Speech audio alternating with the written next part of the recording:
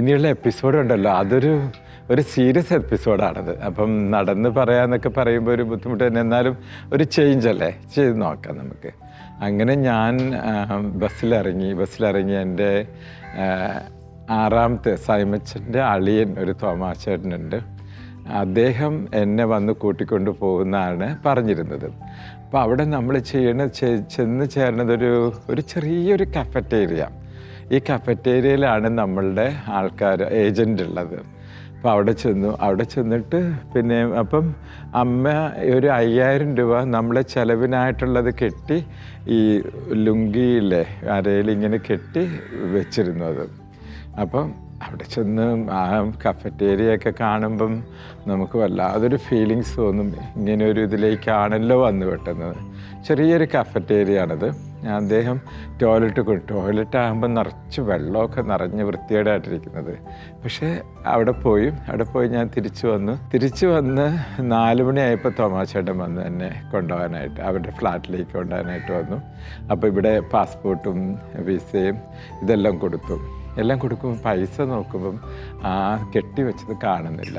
പക്ഷേ അങ്ങനെ ഒരു വല്ലാതൊരു ഫീലിങ്സിലേക്ക് എത്തുമ്പോൾ തിരിച്ച് ഞാൻ ആ ടോയ്ലറ്റിൽ ചെല്ലുമ്പം ആ പൊതി അങ്ങനെ തന്നെ അവിടെ കിടക്കുന്നുണ്ട്. അതൊരു അത്ഭുതമായിട്ട് എനിക്ക് തോന്നി. എൻ്റെ തുടക്കം തന്നെ അങ്ങനത്തെ ഒരു അത്ഭുതമാണ്. ഞാൻ പറഞ്ഞില്ലേ, ഒരു ബിസിനസ്സുകാരെ മോൾഡ് ചെയ്യുന്നത്. പക്ഷെ അന്നേരമൊക്കെ ഒരു സ്ട്രെങ്ത് ഉണ്ടായിരുന്നു മനസ്സിൽ. വളരെ ഷൈ ആയിട്ടുള്ള ഒരാളാണെങ്കിലും ഒരു സ്ട്രെങ്ത് ഓട്ടോമാറ്റിക്കായിട്ട് നമ്മുടെ മനസ്സിലേക്കും ശരീരത്തിലേക്കും വരും. നമുക്കൊരു എയിമുണ്ട്. ആ എയിമിൽ എത്തിച്ചേരുക എന്നുള്ളത് വളരെ ഇമ്പോർട്ടൻ്റ് കാര്യമാണത്. അങ്ങനെ ആ പൈസ തിരിച്ചു കിട്ടിയത് അതൊന്നും എനിക്ക് ഒരു വലിയ കാര്യമായിട്ടോ അല്ലെങ്കിൽ ഒരു ടെൻഷനായിട്ടോ പിന്നീടുള്ള ജീവിതത്തിലാണ് നമുക്ക് കുറേയൊക്കെ സെറ്റിലായി കഴിയുമ്പോഴാണ് നമുക്ക് ടെൻഷനൊക്കെ വരിക. പക്ഷെ അന്ന് ടെൻഷനൊന്നുമില്ല. അങ്ങനെ തോമാച്ചേട്ടൻ എന്നെ കൊണ്ടുപോയി.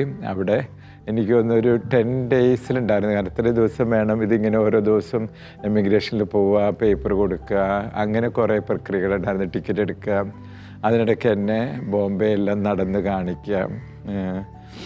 അതോടുകൂടി തോമാച്ചൻ്റെ ബ്രദർ ഫാദർ ഡൊമിനിക് ഉണ്ടായിരുന്നു. അദ്ദേഹം ഷിപ്പിലേക്ക് പോകുന്നു. അപ്പം ഞങ്ങൾ രണ്ടുപേരും ഒന്നിച്ച് ആ ഫ്ലാറ്റിലുണ്ടായിരുന്നു. അദ്ദേഹം 14-ാം തീയതി ഷിപ്പിൽ പോകുന്നു, ഞാൻ 15-ാം തീയതി ദുബായിലേക്ക് വരുന്നു. ഇതാണ് എൻ്റെ ജീവിതം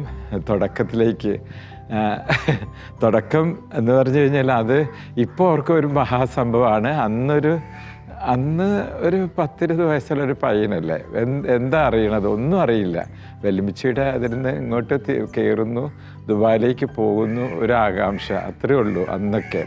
പക്ഷെ ഇന്നത് ആലോചിക്കുമ്പോൾ അതൊരു വലിയ കാര്യമായിട്ട് എനിക്ക് തോന്നി. അപ്പം ഇനി എയർപോർട്ടിലേക്ക് വരുന്ന കാര്യം, അവിടെ നിന്ന് എങ്ങനെയാണ് ഞാൻ വീണ്ടും ദുബായിയുടെ തെരുവുകളിലേക്ക് വന്ന കാര്യവും ഞാൻ പറയാം.